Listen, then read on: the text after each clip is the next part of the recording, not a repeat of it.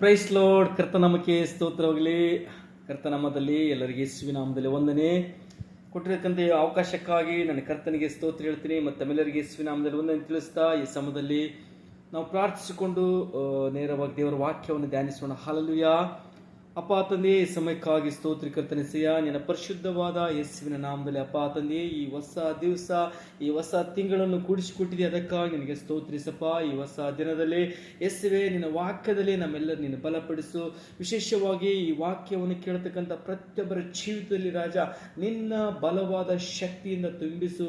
ಯೇಸುವೆ, ನಿನ್ನಲ್ಲಿ ಬಲ ಅತಿಶಯಗಳು ಉಂಟೆಂಬುದಾಗಿ ಕರ್ತನೆ ಪ್ರತಿಯೊಬ್ಬರ ಜೀವಿತದಲ್ಲಿ ರಾಜ ಈ ವಾಕ್ಯವು ಅದು ಕಾರ್ಯ ಮಾಡುವ ಹಾಗೆ ಕರ್ತನೆ ನೀನು ಸಹಾಯ ಮಾಡುವ. ಕೇಳತಕ್ಕಂಥ ಪ್ರತಿಯೊಬ್ಬರು ನೀನು ಆಶೀರ್ವದಿಸು. ನಿನ್ನ ಪರಿಶುದ್ಧ ಆತ್ಮರ ಪ್ರಸನ್ನತೆಯಲ್ಲಿ ಮರೆ ಮಾಡು. ಯೇಸುವಿನ ನಾಮದಲ್ಲಿ ಪ್ರಾರ್ಥನೆ. Amen, amen. Praise Lord. ಕರ್ತನಾಮಕ್ಕೆ ಸ್ತೋತ್ರವಾಗಲಿ. ದೇವರು ಒಳ್ಳೆಯವರಾಗಿದ್ದಾರೆ. ಹಲ್ಲೆಲೂಯಾ. ಸೊ ಇವತ್ತಿನ ಒಂದು ಈ ವಿಡಿಯೋ ಮೆಸೇಜ್ಗೆ ನಾನು ತಲೆಬರ ಈ ರೀತಿಯಾಗಿ ಕೊಡ್ತೀನಿ. ದೇವರ ವಾಕ್ಯದ ಶಕ್ತಿ ಎಂಥದ್ದು ಎಂಬುದಾಗಿ.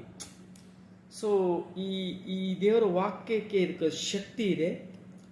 ಇದರಲ್ಲಿರ್ತಕ್ಕಂಥ ಒಂದೊಂದು ವಾಕ್ಯಗಳು ಬಲವಾದ ಒಂದು ಶಕ್ತಿ, ಒಂದು ಸ್ಟ್ರೆಂತ್ ಇದೆ, ಒಂದು ಬಲ ಇದೆ, ಒಂದು ಶಕ್ತಿ ಇದೆ. ಯಾವುದಕ್ಕೆ? ಈ ವಾಕ್ಯಕ್ಕೆ ಅದು ಶಕ್ತಿ ಇದೆ ಎಂಬುದಾಗಿ. ಹಲ್ಲೆಲೂಯಾ. ಸೊ ಆ ಶಕ್ತಿಗಳು ಯಾವ್ಯಾವ ರೀತಿ ಎಂಬುದಾಗಿ ನಾನು ಕೊಂಚ ಸಮಯದಲ್ಲಿ ಕೆಲವೊಂದು ವಾಕ್ಯವನ್ನು ಧ್ಯಾನಿಸಿಕೊಳ್ಳೋಣ. ದೇವರ ವಾಕ್ಯದ ಶಕ್ತಿಗೆ ಆಧಾರವಾಗಿ ಒಂದು ವಾಕ್ಯವನ್ನು ಓದಿಕೊಳ್ಳೋಣ. ಅಪೊಸ್ತಲರು ಒಂದು ಬರೆದ ಪತ್ರಿಕೆಯಲ್ಲಿ 2:37 ವಾಕ್ಯ ಹೇಳ್ತದ, ಇದನ್ನು ಅವರು ಕೇಳಿ ಹೃದಯದಲ್ಲಿ ಅಲಗು ನೆಟ್ಟಂತಾಗಿ ಪೇತ್ರನನ್ನು ಉಳಿದ ಅಪೊಸ್ತಲರನ್ನು, ಸಹೋದರರೇ, ನಾವೇನು ಮಾಡಬೇಕು ಎಂದು ಕೇಳಲು, ಪೇತ್ರನು ಅವರಿಗೆ, ನಿಮ್ಮ ಪಾಪಗಳ ಪರಿಹಾರವಾಗುವುದಕ್ಕಾಗಿ ನಿಮ್ಮಲ್ಲಿ ಪ್ರತಿಯೊಬ್ಬರು ದೇವರ ಕಡೆಗೆ ತಿರುಗಿಕೊಂಡು ಯೇಸು ಕ್ರಿಸ್ತನ ಹೆಸರಿನ ಮೇಲೆ ದೀಕ್ಷೆ ಸ್ನಾನ ಮಾಡಿಸಿಕೊಳ್ಳಿರಿ ಎಂಬುದಾಗಿ. ಹಲ್ಲೆಲೂಯಾ. ಸೊ ಇಲ್ಲಿ ವಾಕ್ಯ ಬರೆಯಲ್ಪಟ್ಟಿದೆ. ಮೊದಲಾಗಿ ವಾಕ್ಯದ ಶಕ್ತಿ ಎಂತದಂದ್ರ ಪಾಪದ ಅಥವಾ ತಪ್ಪಿನ ಅರಿವು ಹುಟ್ಟಿಸ್ತದೆ ಎಂಬುದಾಗಿ. ಸೊ 37 ವಾಕ್ಯ ಇಲ್ಲಿ ಹೇಳ್ತದ, ಇದನ್ನು ಅವರು ಕೇಳಿ. ಯಾವುದನ್ನು? ಇದನ್ನಂದ್ರ ಈ ವಾಕ್ಯವನ್ನು ಕೇಳುವಾಗ ಹೃದಯದಲ್ಲಿ ಅಲಗು ನೆಟ್ಟಂತಾಯ್ತು ಎಂಬುದಾಗಿ. ಅಂದ್ರೆ ಪಾಪದ ಅರಿವನ್ನು ಹುಟ್ಟಿಸುವುದು ಅದು ದೇವರ ಶಕ್ತಿ ಆಗಿದೆ ಎಂಬುದಾಗಿ. ಸೊ ದೇವರ ಶಕ್ತಿ ಎಂತದಂದ್ರ ನಮಗೆ ಪಾಪದ ಅರಿವು ಅಥವಾ ತಪ್ಪಿನ ಅರಿವನ್ನು ಈ ವಾಕ್ಯ ಆಗಿರ್ತಕ್ಕಂಥ ಕರ್ತನು. ವಾಕ್ಯ ಅಂದ್ರೇನು? ಅದು ದೇವರ ವಾಕ್ಯ ಅಂದ್ರೆ ಆತನ ದೇವರಾಗಿದ್ದಾರೆ. ಆ ವಾಕ್ಯವೇ ದೇವರಾಗಿರುವಾಗ ಆತನ ಏನ್ ಮಾಡ್ತಾನೆ? ನಮಗೆ ಆ ಶಕ್ತಿ ಎಂತದಂದ್ರ ಅದು ನಮಗೆ ಒಂದು ತಪ್ಪಿನ ಅರಿವು ಅಥವಾ ಒಂದು ಪಾಪದ ಒಂದು ಅರಿವು ಅದು ಹುಟ್ಟಿಸುವುದಾಗಿದೆ. ಹಲ್ಲೆಲೂಯಾ. ಸೊ ದೇವರ ನಾಮಕ್ಕೆ ಸ್ತೋತ್ರವಾಗಲಿ. ಮೊದಲಾಗಿ ಇಲ್ಲಿ ಅಪೊಸ್ತಲರ ಕೃತ್ಯದಲ್ಲಿ ಹೇಳಿದ ಹಾಗೆ ಅದು ನಮ್ಮ ಹೃದಯದಲ್ಲಿ ಒಂದು ತಪ್ಪಿನ ಅಥವಾ ಪಾಪದ ಅರಿವನ್ನು ಹುಟ್ಟಿಸುವಂಥದ್ದಾಗಿದೆ ಎಂಬುದಾಗಿ. ಎರಡನೇದಾಗಿ ನಾವು ನೋಡಿಕೊಳ್ಳೋಣ. ರೋಮಪುರದ ಬರೆದ ಪತ್ರಿಕೆ 10:17 ವಾಕ್ಯದಲ್ಲಿ ನೋಡ್ಕೊ. 10:17 ವಾಕ್ಯ ಈಗ ಹೇಳಲ್ಪಟ್ಟಿದೆ. 10:17 ಈಗ ಬರೆಯಲ್ಪಟ್ಟಿದೆ, ಆದ ಕಾರಣ ಸಾರಿದ ವಾರ್ತೆಯು ನಂಬಿಕೆಗೆ ಆಧಾರ ಎಂಬುದಾಗಿ. ಹಲ್ಲೆಲೂಯಾ. ಸೊ ಆ ವಾರ್ತೆಗೆ ಕ್ರಿಸ್ತನ ವಾಕ್ಯವೇ ಆಧಾರ ಎಂಬುದಾಗಿ. ಹಲ್ಲೆಲೂಯಾ. ಎರಡನೇದಾಗಿ ನಂಬಿಕೆಗೆ ಈ ವಾಕ್ಯ ಆಧಾರವಾಗಿದೆ ಎಂಬುದಾಗಿ. ಈ ವಾಕ್ಯ, ಈ ದೇವರ ವಾಕ್ಯದ ಶಕ್ತಿ ಎಂತದಂದ್ರ ಅದು ನಂಬಿಕೆಗೆ ಆಧಾರವಾಗಿದೆ ಎಂಬುದಾಗಿ. ನನ್ನ ಜೀವಿತದಲ್ಲಿ, ಕ್ರಿಸ್ತಿಯ ಜೀವಿತದಲ್ಲಿ ನಂಬಿಕೆ ಬಹಳ ಮುಖ್ಯ. ಸೊ ನಮ್ಮ ನಂಬಿಕೆ ಮೇಲೆ ನಮ್ಮ ಜೀವಿತ, ಒಂದು ಕ್ರೈಸ್ತಿಯ ಜೀವಿತ ಅದು ನಿಂತುಕೊಂಡಿದೆ. ಯಾವುದ್ರ ಮೇಲೆ? ನಂಬಿಕೆ ಮೇಲೆ. ಆ ನಂಬಿಕೆ ಯಾವುದಂತ? ದೇವರ ವಾಕ್ಯದ ಶಕ್ತಿಯೇ ಆಧಾರ ಎಂಬುದಾಗಿ. ಹಲ್ಲೆಲೂಯಾ. ಸೊ ಎರಡನೇದಾಗಿ ಇಲ್ಲಿ ವಾಕ್ಯ ಹೇಳ್ತದೆ.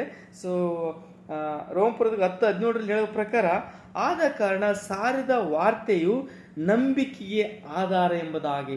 ಸೊ ಈ ನಂಬಿಕೆಗೆ ಇದು ವಾಕ್ಯ ಆಧಾರವಾಗಿದೆ. ಈ ವಾಕ್ಯದ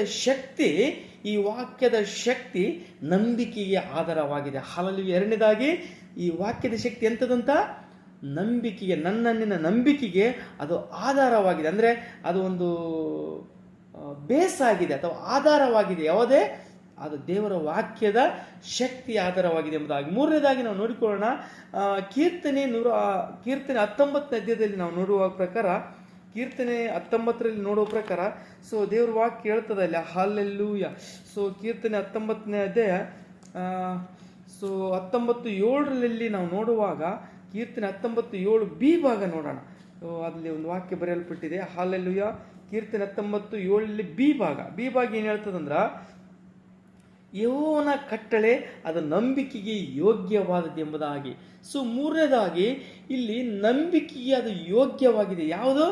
ದೇವರ ಶಕ್ತಿ, ದೇವರ ವಾಕ್ಯದ ಶಕ್ತಿ ಅದು ನಂಬಿಕೆಗೆ ಆಧಾರವಾಗಿದೆ, ನಂಬಿಕೆಗೆ ಅದು ಯೋಗ್ಯವಾಗಿದೆ ಎಂಬುದಾಗಿ. ಹಲ್ಲೆಲೂಯ. ಸೊ ದೇವರ ವಾಕ್ಯದ ಶಕ್ತಿ, ದೇವರ ವಾಕ್ಯದ ಈ ಶಕ್ತಿ ಏನಂದ್ರ ಅದು ನಂಬಿಕೆಗೆ ಆಧಾರವಾಗಿದೆ. ವಾಕ್ಯ ಹಾಗೆ ಬರೆಯಲ್ಪಟ್ಟಿದೆ. ಬಿ ಭಾಗದಲ್ಲಿ ಬರೆಯಲ್ಪಟ್ಟಿದೆ ಏನಂದ್ರೆ, ಯೆಹೋವನ ಕಟ್ಟಳೆ ನಂಬಿಕೆಗೆ ಅದು ಯೋಗ್ಯವಾದದ್ದು ಎಂಬುದಾಗಿ. ಹಾಲೆಲೂಯ. ಸೊ ಈ ಸಮಯದಲ್ಲಿ ನಾವು ವಾಕ್ಯದಲ್ಲಿ ಧ್ಯಾನಿಸಿಕೊಳ್ತಾ ಇಲ್ಲಿ ಅಂದರೆ ಕೀರ್ತನೆ 119 7ನೇ ಅಧ್ಯಾಯ ಬಿ ಭಾಗದಲ್ಲಿ ಬರೆಯಲ್ಪಟ್ಟಿದೆ. ಆ ವಾಕ್ಯ ಏನಂದ್ರೆ ಅದು ನಂಬಿಕೆಗೆ ಯೋಗ್ಯವಾಗಿದೆ, ಅಥವಾ ನಂಬಿಕೆಗೆ ಯೋಗ್ಯವಾಗಿರ್ತಕ್ಕಂಥ ವಾಕ್ಯ ಅದು ದೇವರ ವಾಕ್ಯದ ಅದು ಶಕ್ತಿ ಆ ರೀತಿ ಎಂಬುದಾಗಿ. ಹಾಲೆಲೂಯ. ಸೊ ದೇವರ ವಾಕ್ಯದ ಶಕ್ತಿ ಎಂಥದಂತ ನಮ್ಮ ನಂಬಿಕೆಗೆ ಅದು ಯೋಗ್ಯವಾಗಿದೆ ಎಂಬುದಾಗಿ. ಸೊ 5ನೇದಾಗಿ ನಾವು ನಾಲ್ಕನೇದಾಗಿ ನೋಡಿಕೊಳ್ಳುವಾಗ ಕೀರ್ತನೆ, ಅದೇ ಒಂದು ಕೀರ್ತನೆಯಲ್ಲಿ ಬರೆಯಲ್ಪಟ್ಟಿದೆ. ಕೀರ್ತನೆ 19:7ನೇ ಅಧ್ಯಾಯ ಎ ಭಾಗದಲ್ಲಿ ಒಂದು ವಾಕ್ಯ ಬರೆಯಲ್ಪಟ್ಟಿದೆ. ನಾವು ಮೊದಲಾಗಿ ನೋಡ್ಕೊಂಡ್ವಿ, ಅದು ಬಿ ಭಾಗ 7ನೇ ಕೀರ್ತನೆ 19ನೇ ಅಧ್ಯಾಯ 7ನೇ ವಾಕ್ಯದ ಎ ಭಾಗದಲ್ಲಿ ಬರೆಯಲ್ಪಟ್ಟಿದೆ, ಯೆಹೋವನ ಧರ್ಮಶಾಸ್ತ್ರವು ಅದು ಲೋಪವಿಲ್ಲದು, ಅದು ಪ್ರಾಣವನ್ನು ಉಜ್ಜೀವಿಸ ಮಾಡುವಂಥದ್ದು ಎಂಬುದಾಗಿ. ಹಲ್ಲೆಲೂಯ. ಸೊ ದೇವರ ವಾಕ್ಯ ಸ್ಪಷ್ಟವಾಗಿ ದೇವರ ವಾಕ್ಯ ಅಂತದ ಪ್ರಾಣವನ್ನು ಉಜ್ಜೀವಿಸ ಮಾಡುವಂಥದ್ದು ಎಂಬುದಾಗಿ. ಸೊ ಇಲ್ಲಿ ದೇವರ ವಾಕ್ಯದ ಶಕ್ತಿ ಎಂಥದಂತ ಅದು ನಮ್ಮ ಪ್ರಾಣವನ್ನು ಒಂದು ಉಜ್ಜೀವಿಸ ಮಾಡುವಂಥದ್ದು. ಒಂದು ನಮ್ಮ ಜೀವಿತದಲ್ಲಿ ಇರುವ ರೀತಿಯಾಗಿ ನಾವು ಇರಬಾರ್ದು. ಪ್ರತಿದಿನ ನಾವೊಂದು ಕರ್ತನಲ್ಲಿ ನಮ್ಮ ಆತ್ಮ ಅದು ಉಜ್ಜೀವನಗೊಳ್ಳಬೇಕೆಂಬುದಾಗಿ. ಹಲ್ಲೆಲೂಯ. ಸೊ ಇಲ್ಲಿ ವಾಕ್ಯ ಹೇಳ್ತದ ಅದು ಪ್ರಾಣವನ್ನು ಉಜ್ಜೀವಿಸ ಮಾಡುವಂಥದ್ದು ಎಂಬುದಾಗಿ. ಹಲ್ಲೆಲೂಯ. ದೇವರ ವಾಕ್ಯದ ಶಕ್ತಿ ಎಂಥದಂತ ನಮ್ಮ ಪ್ರಾಣವನ್ನು ಅದು ಉಜ್ಜೀವಿಸ ಮಾಡುವಂಥದ್ದಾಗಿದೆ. ಹಲ್ಲೆಲೂಯ. ಸೊ ಮೊದಲಾಗಿ ನಾವು ನೋಡಿಕೊಂಡಿದ್ವಿ, ಅದು ಪಾಪದ ಅಥವಾ ತಪ್ಪಿದ ಅರಿವನ್ನು ಉಡಿಸಿಕೊಳ್ಳುತ್ತದೆ ಎಂಬುದಾಗಿ. ಎರಡನೇ ನಂಬಿಕೆ ನೋಡಿಕೊಂಡ್ವಿ, ಅದು ನಂಬಿಕೆಗೆ ಆಧಾರವಾಗಿದೆ. ದೇವರ ವಾಕ್ಯದ ಶಕ್ತಿ ಎಂಥದಂತ ಅದು ನಂಬಿಕೆಗೆ ಆಧಾರವಾಗಿದೆ. ಮೂರನೇ ನೋಡಿಕೊಂಡು ನಂಬಿಕೆಗೆ ಅದು ಯೋಗ್ಯವಾಗಿದೆ ಎಂಬುದಾಗಿ. ಅಂದರೆ 4ನೇ ನೋಡಿಕೊಂಡ್ವಿ, ಅದು ಉಜ್ಜೀವಿಸ ಮಾಡುವಂಥದ್ದು ಎಂಬುದಾಗಿ. 5ನೇದಾಗಿ ನಾವು ನೋಡಿಕೊಳ್ಳೋಣ. ಕೀರ್ತನೆ ಕೀರ್ತನೆ ಗ್ರಂಥ 119 ನಾವು ನೋಡಿಕೊಳ್ಳೋಣ. 119 ಒಂದು ವಾಕ್ಯ ಬರೆಯಲ್ಪಟ್ಟಿದೆ. ಕೀರ್ತನೆ 119:99 ಬರೆಯಲ್ಪಟ್ಟಿದೆ, ನಿನ್ನ ಕಟ್ಟಳೆಗಳು ನನ್ನ ಧ್ಯಾನ್ಯವಾಗಿರುವುದರಿಂದ ಅವು ನನ್ನ ಉಪಾಧ್ಯಾಯರಿಗಿಂತ ಅವು ಜ್ಞಾನಿಯಾಗಿದೆ ಎಂಬುದಾಗಿ. ಸೊ ವಾಕ್ಯ ಇಲ್ಲಿ 5ನೇದಾಗಿ ಜ್ಞಾನವಂತನಾಗಿ ಮಾಡುತ್ತದೆ ಎಂಬುದಾಗಿ. ದೇವರ ವಾಕ್ಯದ ಶಕ್ತಿ ಎಂಥದಂದ್ರ ನಮ್ಮನ್ನು ಜ್ಞಾನವಂತರಾಗಿ ಮಾಡ್ತದೆ ಎಂಬುದಾಗಿ. ಇಲ್ಲಿ 99 ಬಿ ಭಾಗದಲ್ಲಿ ನನ್ನ ಉಪಾಧ್ಯಾಯರಿಗಿಂತ ಜ್ಞಾನಿಯಾಗಿದ್ದೀನಿ ಎಂಬುದಾಗಿ. ಉಪಾಧ್ಯಾಯರು ಅಂದ್ರೆ ಗುರುಗಳು. ಸೊ ಕನ್ನಡದಲ್ಲಿ ಅದು ಗುರುಗಳೆಂಬುದು. ಉಪಾಧ್ಯಾಯರಂದ್ರೆ ಬೋಧನೆ ಮಾಡ್ತಕ್ಕಂಥವ್ರು. ಅಂದರೆ ನಾವು ಓದುವ ಸಮಯದಲ್ಲಿ ನಾವು ನೋಡ್ತೀವಿ, ನಮಗೆ ಉಪಾಧ್ಯಾಯರಂತ ಗುರುಗಳಿಗೆ ಏನಂದರೆ ಉಪಾಧ್ಯಾಯರು ಎಂಬುದಾಗಿ. ಸೊ ಇದು ಉಪಾಧ್ಯಾಯರಿಗಂತ ಅಂದರೆ ಗುರುಗಳಿಗಿಂತ ಈ ವಾಕ್ಯದ ಶಕ್ತಿ ಎಂಥದಂದ್ರೆ ನಮ್ಮನ್ನು ಜ್ಞಾನವಂತರಾಗಿ ಮಾಡುತ್ತೆ ಎಂಬುದಾಗಿ. ಸೊ ಕರ್ತನಿಗೆ ಸ್ತೋತ್ರ. ಜ್ಞಾನೋಕ್ತಿಯು ವಾಕ್ಯಗಳನ್ನು ಓದುವಾಗ, ಆ ವಾಕ್ಯಗಳು ಓದುವಾಗ ನಮಗೇಂದ್ರೆ ಜ್ಞಾನ ಬರ್ತದಂತ. ಸೊ ಸೊಲೊಮೋನ ಜ್ಞಾನೋಕ್ತಿಗಳು ಓದುವಾಗಲೇ ನಮಗೆ ಹೆಚ್ಚಾದ ವಿಸ್ಡಮ್ ಜ್ಞಾನವನ್ನು ಆತನು ಕೊಡುತ್ತಾನೆಂಬುದಾಗಿ. ದೇವರ ವಾಕ್ಯದ ಶಕ್ತಿ ಎಂಥದಂತ ಅದು ನಮ್ಮ ಜ್ಞಾನವಂತರಾಗಿ ಮಾಡ್ತಂತ. ದೇವರ ವಾಕ್ಯದ ಶಕ್ತಿ ನಮ್ಮನ್ನು ಜ್ಞಾನವಂತರಾಗಿ ಮಾಡುವಾಗ ಸೊ ಈ ಲೋಕದ ಯಾತ್ರೆಯಲ್ಲಿ ನಮ್ಮ ಜೀವಿತವುದು ಆಶೀರ್ವಾದಕರವಾಗಿತ್ತು ಎಂಬುದಾಗಿ. ಯಾಕಂತೇಳಿ ನಾವು ಜ್ಞಾನವಂತರಾಗಿರುವಾಗಲೇ ನಮ್ಮ ಜೀವಿತ ಅದು ಕರ್ತನು ಬ್ಲೆಸ್ ಮಾಡ್ತಾರೆ. ಯಾವಾಗ ಬ್ಲೆಸ್ ಮಾಡ್ತಾರ? ಸೊ ಆತನ ವಾಕ್ಯದ ಶಕ್ತಿ ಇದೆಯಲ್ಲ, ಆತನ ವಾಕ್ಯದ ಶಕ್ತಿ ಎಂಥದಂತ ನಮ್ಮನ್ನು ಜ್ಞಾನವಂತರಾಗಿ ಮಾಡ್ತೆಂಬುದಾಗಿ. ಕೀರ್ತನೆ 119 99 ವಾಕ್ಯದಲ್ಲಿ ಹೇಳಿದ್ರೆ, ಅದು ನನ್ನ ಉಪಾಧ್ಯಾಯರಿಗಿಂತಲೂ ಜ್ಞಾನಿಯಾಗಿದ್ದೇನೆಂಬುದಾಗಿ. ಅದು ನಮ್ಮನ್ನು ಜ್ಞಾನದಲ್ಲಿ ನಡೆಸುವಂಥದ್ದಾಗಿದೆ. ಹಲ್ಲೆಲೂಯ. ಸೊ ನಾವು 6ನೇದಾಗಿ ನೋಡಿಕೊಳ್ಳೋಣ. ಯೆರೆಮೀಯ ಪ್ರವಾದನ ಗ್ರಂಥದಲ್ಲಿ ವಾಕ್ಯವನ್ನು ಬರೆಯಲ್ಪಟ್ಟಿದೆ. So hallelujah.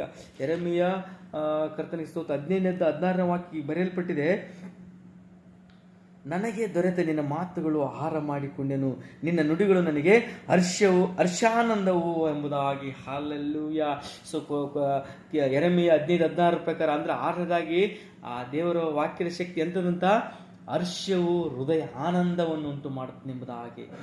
ಸೊ ಕಾಳನಾಯಕಿ ಒಂದು ಹಾಡು ಆಡ್ತಾನ, ನೀ ನನಗೆ ದೊರೆತ ನಿನ್ನ ಮಾತುಗಳು ಆಹಾರ ಮಾಡಿಕೊಂಡೇ, ನನ್ನ ಹೃದಯಕ್ಕೆ ಆನಂದ ಉಂಟು ಮಾಡಿತು ಎಂಬುದಾಗಿ ಕಾಳನಾಯಕ ಅವರು ಒಳ್ಳೆ ಹಾಡು ಆಡ್ತಾರೆ. ಹಾಲೆಲೂಯ. ಸೊ ಇಲ್ಲಿ ವಾಕ್ಯ ಏನಂದ್ರೆ ಆ ಹಾಡಿನ ಅರ್ಥ ಅಂದ್ರೆ ಆತನ ವಾಕ್ಯಗಳ ನಮಗೆ ಆಹಾರ ಮಾಡಿಕೊಳ್ಳುವಾಗ, ಆತನ ವಾಕ್ಯವನ್ನು ಆಹಾರ ಅಂದ್ರೆ ನಾವು ಊಟ ಮಾಡುವಾಗ ಏನು ಬರ್ತಂತ ಹರ್ಷ ಮತ್ತು ಆನಂದ ಬರ್ತದೆ ಎಂಬುದು. ಹರ್ಷ ಮತ್ತು ಹೃದಯ ಒಂದು ಆನಂದ ಉಂಟಾಗ್ತದಂತ. ಯಾವುದು ದೇಹಕ್ಕೆಲ್ಲ. ನಮ್ಮ ಹೃದಯದಲ್ಲಿ ಆನಂದ ಬರುವಾಗ, ನಮ್ಮ ಹೃದಯದಲ್ಲಿ ಸಂತೋಷ ಬರುವಾಗ ನಮ್ಮ ಮುಖ ಹೇಗಿರ್ತಂತ ಅದು ಮುಖವು ಪ್ರಕಾಶಗೊಳ್ಳುತ್ತದೆ ಎಂಬುದಾಗಿ. ಸೊ ಆರನೇದಾಗಿ ದೇವರ ವಾಕ್ಯದ ಶಕ್ತಿ ಎಂತದಂತ, ದೇವರ ವಾಕ್ಯದ ಶಕ್ತಿ ನಮಗೆ ಹರ್ಷವನ್ನು ಅಥವಾ ಹೃದಯ ಆನಂದವನ್ನು ಉಂಟು ಮಾಡೋದಾಗಿದೆ. ದೇವರ ವಾಕ್ಯ ಹೇಳ್ತದಲ್ಲ, ಯೆರೆಮೀಯ 15:16 ವಾಕ್ಯ ಹೇಳ್ತದೆ, ನನಗೆ ದೊರೆತ ನಿನ್ನ ಮಾತುಗಳನ್ನು ಆಹಾರ ಮಾಡಿಕೊಂಡು ಎಂಬುದಾಗಿ. ಆತನ ವಾಕ್ಯನ ಆಹಾರ ಮಾಡಿಕೊಳ್ಳುವಾಗ, ಅದನ್ನು ನಾವು ಊಟ ಮಾಡುವಾಗ, ಅದನ್ನು ಭಜಿಸುವಾಗ ನಮ್ಮ ಹೃದಯ ಏನಾಗುತ್ತಂತ ಒಂದು ಆನಂದ ಅಥವಾ ನಮ್ಮಲ್ಲಿ ಒಂದು ಸಂತೋಷ, ಒಂದು ಹರ್ಷವು ಕಾಣ್ತದೆ ಎಂಬುದಾಗಿ. ಹಾಲೆಲೂಯ. ಕರ್ತನಾಮಕ್ಕೆ ಸ್ತೋತ್ರವಾಗಲಿ. ಆರನೇದಾಗಿ ನಾವೇನು ನೋಡ್ಕೊಂಡ್ವಿ, ಸೊ ದೇವರ ವಾಕ್ಯವನ್ನು ನಾವು ತೆಗೆದುಕೊಳ್ಳುವಾಗ, ಸೊ ಕಾಳನಾಯಕ ತುಂಬ ಸುಂದರವಾಗಿ ಹೇಳ್ತಾರೆ, ನನಗೆ ದೊರೆತ ನಿನ್ನ ಮಾತುಗಳು ಆಹಾರ ಮಾಡಿಕೊಂಡೆ. ಅಂದರೆ ಆತನ ವಾಕ್ಯಗಳನ್ನು ಆಹಾರ ಮಾಡಿಕೊಳ್ಳುವಾಗ ನಮ್ಮ ಹೃದಯವು ಹರ್ಷಗೊಳ್ಳುತ್ತದೆ ಅಥವಾ ಆನಂದಗೊಳ್ಳುವುದು ಎಂಬುದಾಗಿ. ಏಳನೇದಾಗಿ ನಾವು ನೋಡಿಕೊಳ್ಳೋಣ, ಕೀರ್ತನೆ 85ನೇ ಅಧ್ಯಾಯದಲ್ಲಿ ಒಂದು ವಾಕ್ಯ ಬರೆಯಲ್ಪಟ್ಟಿದೆ. 85:8 ಬರೆಯಲ್ಪಟ್ಟಿದೆ. ಹಾಲೆಲ್ಲೂಯ. ಕೀರ್ತನೆ 85:8 ಹಾಲೆಲ್ಲೂಯ, ಸ್ತೋತ್ರ. ಸೊ ಯೆಹೋವ ದೇವರು ಏನು ಹೇಳ್ತಾನೆ, ಆತನು ತನ್ನ ಭಕ್ತ ಜನರಿಗೆ ಸಮಾಧಾನ ವಾಕ್ಯವನ್ನು ಹೇಳ್ತಾನಲ್ಲ ಎಂಬುದಾಗಿ. ಸೊ ಇಲ್ಲಿ 7ನೇದಾಗಿ ಆತನ ವಾಕ್ಯದ ಶಕ್ತಿ ಎಂತದಂತ ನಮಗೆ ಸಮಾಧಾನವನ್ನು ಉಂಟು ಮಾಡ್ತದೆ ಎಂಬುದಾಗಿ. ಸೊ ನೆನೆಸ್ಕೊಳ್ರಿ, ನೀವು ಕಷ್ಟ, ಚಿಂತೆ, ದುಃಖ ಹೀಗಿರುವಾಗ ದೇವರ ವಾಕ್ಯವನ್ನು ಓದುವಾಗ ನಮಗೆ ಸಮಾಧಾನ ಬರ್ತದಂತ. ಆತನ ವಾಕ್ಯದ ಶಕ್ತಿ ಎಂತದಂತ ನಮಗೆ ಸಮಾಧಾನ ಕೊಡುವುದಾಗಿದೆ. ಹಾಲೆಲೂಯ. ಸೊ 7ನೇದಾಗಿ ನೋಡಿಕೊಂಡಿರುವಾಗೆ ಸಮಯ ಮುಂದೆ ಹೋಗ್ತಾ ಇದೆ. ಅದು ವಿವರಣೆ ಮಾಡಿದ್ರೆ ಭಾಳ ವಿವರಣೆ ಮಾಡ್ತೀನಿ ನಾನು, ಆದರೆ ಸಮಯ ಒಂದು ಪಂಚುಯಾಲಿಟಿ ನಾವು ಫಾಲೋ ಮಾಡಬೇಕು. ಅದಕ್ಕೆ ಕರ್ತನಿಗೆ ಸ್ತೋತ್ರ. ಅಂದರೆ ದೇವರ ವಾಕ್ಯದ ಶಕ್ತಿ ಎಂತದಂದ್ರೆ ನಮಗೆ ಸಮಾಧಾನ ಕೊಡುವಂಥದ್ದಾಗಿದೆ. ಹಾಲೆಲೂಯ. ಸೊ ಇದು ವಾಕ್ಯ ಹೇಳುವಾಗ ಹೇಳ್ತದೆ, ಕೀರ್ತನೆ 85:8 ವಾಕ್ಯ ಹೇಳ್ತದೆ, ಆತನು ತನ್ನ ಭಕ್ತ ಜನರಿಗೆ ಸಮಾಧಾನ ವಾಕ್ಯವನ್ನು ಹೇಳ್ತಾನಲ್ಲ ಎಂಬುದಾಗಿ. ಆತನ ವಾಕ್ಯದ ಶಕ್ತಿ ನಮಗೆ ಸಮಾಧಾನ ಕೊಡುತ್ತದೆ ಎಂಬುದಾಗಿ. ಹಾಲೆಲೂಯ. ಸ್ತೋತ್ರ ಸ್ತೋತ್ರ. Price lord. ಕರೆಂಟ್ ಹೋಯ್ತು. ಕರ್ತನಿಗೆ ಸ್ತೋತ್ರ. ಸೊ ದೇವರ ವಾಕ್ಯದ ಶಕ್ತಿ 7ನೇದಾಗಿ ನಾವು ನೋಡ್ಕೊಂಡ್ವಿ. ಸೊ ಅದು ಸಮಾಧಾನ ಉಂಟು ಮಾಡ್ತದೆ ಎಂಬುದಾಗಿ. ಕೊನೆಯದಾಗಿ ನಾವು ನೋಡಿಕೊಂಡು ಮುಗಿಸ್ಕೊಳ್ಳೋಣ. 8ನೇದಾಗಿ ಇಬ್ರಿಯ ಒಂದು ಗ್ರಂಥದಲ್ಲಿ ನೋಡ್ಕೊಳ್ಳೋಣ. 4ನೇ ಅಧ್ಯಾಯ. ಸೊ ಕರ್ತನಿಗೆ ಸ್ತೋತ್ರ. ಇಬ್ರಿಯ 4:12 ಒಂದು ವಾಕ್ಯ ಇದೆ, ಅದೊಂದು ವಾಕ್ಯ ಓದಿಕೊಂಡು ನಾವು ಮುಗಿಸ್ಕೊಳ್ಳೋಣ. 4:12 ದೇವರ ವಾಕ್ಯ ಸ್ಪಷ್ಟವಾಗಿ ಬರೆಯಲ್ಪಟ್ಟಿದೆ. 4:12 ಯಾಕೆ ದೇವರ ವಾಕ್ಯವು ಸಜೀವವಾದದ್ದು, ಕಾರ್ಯಸಾಧಕವಾದದ್ದು, ಯಾವ ಇಬ್ಬಾಯಿ ಕತ್ತಿಗಿಂತಲೂ ಹದವಾದದ್ದು, ಪ್ರಾಣ ಆತ್ಮಗಳನ್ನು ಕೀಲು ಮಜ್ಜೆಗಳನ್ನು ವಿಭಾಗಿಸುವಷ್ಟು ಮಟ್ಟಿಗೂ ತೂರಿ ಹೋಗುವಂಥದ್ದು, ಹೃದಯದ ಆಲೋಚನೆಗಳನ್ನು ಉದ್ದೇಶಗಳನ್ನು ವಿವೇಚಿಸುವಂಥದ್ದಾಗಿದೆ ಎಂಬುದಾಗಿ. ಹಾಲೆಲೂಯ. ಸೊ 8ನೇದಾಗಿ ನಾವು ನೋಡ್ಕೊಳ್ತಿದ್ವಿ ಕರ್ತನ ವಾಕ್ಯ ಅಂದರೆ ದೇವರ ವಾಕ್ಯದ ಶಕ್ತಿ ಅಂತದಂತ.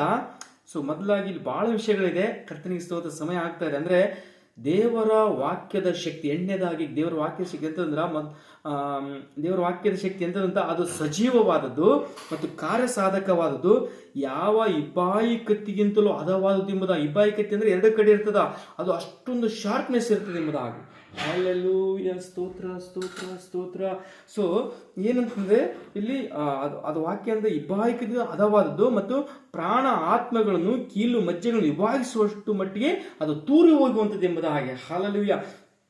ದೇವರ ವಾಕ್ಯದ ಶಕ್ತಿ ಎಂತದಂತ ಅದು ಕೀಲು ಮಜ್ಜೆಗಳನ್ನು ತೂರಿ ಹೋಗುವಷ್ಟು ಅದು ಶಕ್ತಿ ಇದೆ ಎಂಬುದಾಗಿ. ಹಲ್ಲೆಲೂಯಾ. ಕರ್ತನಿಗೆ ಸ್ತೋತ್ರ. ವಿಶೇಷವಾಗಿ ಈ 8 ವಿಷಯಗಳನ್ನು ನಾವು ನೋಡಿಕೊಂಡಿವಿ. ಮೊದಲಾಗಿ ದೇವರ ವಾಕ್ಯದ ಶಕ್ತಿ ಎಂತದಂತ ನಮಗೆ ಅದು ಪಾಪದ ಅಥವಾ ತಪ್ಪಿನ ಅರಿವನ್ನು ಉಂಟಿಸ್ತದೆ. ಎರಡನೇದಾಗಿ ಅದು ದೇವರ ವಾಕ್ಯದ ಶಕ್ತಿ, ಅದು ನಂಬಿಕೆಗೆ ಆಧಾರವಾಗಿದೆ. ಮೂರನೇದಾಗಿ ದೇವರ ವಾಕ್ಯದ ಶಕ್ತಿ ಎಂತದಂತ್ರ ಅದು ನಂಬಿಕೆಗೆ ಅದು ಯೋಗ್ಯವಾಗಿದೆ ಎಂಬುದಾಗಿ. ಸೊ ನಾಲ್ಕನೇದಾಗಿ ದೇವರ ವಾಕ್ಯದ ಶಕ್ತಿ ಎಂದರೆ ಅದು ನಮ್ಮನ್ನು ಉಜ್ಜೀವಿಸ ಮಾಡುವಂಥದ್ದಾಗಿದೆ ಎಂಬುದಾಗಿ. ಐದನೇದಾಗಿ ದೇವರ ವಾಕ್ಯ ಶಕ್ತಿ ಅಂತಂದ್ರೆ ನಮ್ಮನ್ನು ಜ್ಞಾನವಂತರಾಗಿ ಮಾಡ್ತಾ, ಅಂದರೆ ನಮಗೆ ವಿಸ್ಡಮ್ ಕೊಡ್ತದೆ. ದೇವರ ವಾಕ್ಯದ ಶಕ್ತಿ ನಮಗೆ ಜ್ಞಾನ ಕೊಡ್ತದೆ ಎಂಬುದಾಗಿ. ಆರನೇದಾಗಿ ದೇವರ ವಾಕ್ಯದ ಶಕ್ತಿ ಅಂತದಂತ ಹರ್ಷವು ಹೃದಯ ಆನಂದವನ್ನು ಅದು ನಮಗೆ ಕೊಡುತ್ತದೆ ಎಂಬುದಾಗಿ. ಏಳನೇದಾಗಿ ದೇವರ ವಾಕ್ಯದ ಶಕ್ತಿ ನಮಗೆ ಸಮಾಧಾನ ಕೊಡುತ್ತದೆ ಎಂಬುದಾಗಿ. ಎಂಟನೇದಾಗಿ ದೇವರ ವಾಕ್ಯದ ಶಕ್ತಿ ಅದು ಸಜೀವವಾದುದು, ಅದು ಕಾರ್ಯ ಸಾಧಕವಾದದ್ದು ಎಂಬುದಾಗಿ. ಕರ್ತನಿಗೆ ಸ್ತೋತ್ರ. ವಿಶೇಷವಾಗಿ ಕೊಟ್ಟಿರ್ತಕ್ಕಂಥ ಈ ವಾಕ್ಯಕ್ಕಾಗಿ ದೇವರ ವಾಕ್ಯದ ಶಕ್ತಿ ಅದು ಬಲವುಳ್ಳದು ಎಂಬುದಾಗಿ ನಾವು ಇಲ್ಲಿ ನೋಡಿಕೊಂಡಿದ ಹಾಗೆ. ಸೊ ಈ 8 ವಿಷಯಗಳ ಮುಖಾಂತರ ಕರ್ತ ನಿಮ್ಮನ್ನು ಆಶೀರ್ವದಿಸಲಿ. ಅಪ್ಪ ತಂದೆಯೇ, ಈ ಸಮಯಕ್ಕಾಗಿ ಸ್ತೋತ್ರ. ನಿನ್ನ ವಾಕ್ಯವನ್ನು ಧ್ಯಾನಿಸಲಿಕ್ಕೆ ರಾಜ ನೀನು ಕೊಟ್ಟಿರ್ತಕ್ಕಂಥ ಈ ಶ್ರೇಷ್ಠವಾದ ಸಮಯಕ್ಕಾಗಿ ಸ್ತೋತ್ರ. ಎಸಪ್ಪ, ನಿನ್ನ ವಾಕ್ಯದ ಶಕ್ತಿ ಎಂಥದೆಂಬುದಾಗಿ ನಾವು ನೋಡಿಕೊಳ್ಳುವಾಗ ನೀನು ಸಹಾಯ ಮಾಡಿದೆ, ಅದಕ್ಕಾಗಿ ಸ್ತೋತ್ರ. ಇದನ್ನು ಕೇಳತಕ್ಕಂಥ ಪ್ರತಿಯೊಬ್ಬರ ಜೀವಿತದಲ್ಲಿ ಈ 8 ವಿಷಯದಲ್ಲಿ ರಾಜ ನಿನ್ನ ಶಕ್ತಿಯನ್ನು ಪ್ರತಿಯೊಬ್ಬರು ಹೊಂದಿಕೊಳ್ಳುವಾಗೆ, ಈ ಆಶೀರ್ವಾದವನ್ನು ಪ್ರತಿಯೊಬ್ಬರು ಹೊಂದಿಕೊಳ್ಳುವಾಗೆ ನೀನು ಸಹಾಯ ಮಾಡು. ನಿನ್ನ ಕೃಪಾಸ್ತರಲ್ಲಿ ಆಶೀರ್ವಿಸು, ಬಲಪಡಿಸು. ರಕ್ಷಕನ ಒಡೆಯನ ರಾಜನಾಗಿರುವ ಯೇಸುವಿನ ಜಯ ಆಶೀರ್ವಾದದಲ್ಲಿ ಬೇಡುತ್ತೀನಿ ನನ್ನ ಪರಲೋಕ ತಂದೆಯೇ. Amen, amen. God bless you. Praise Lord, praise lord.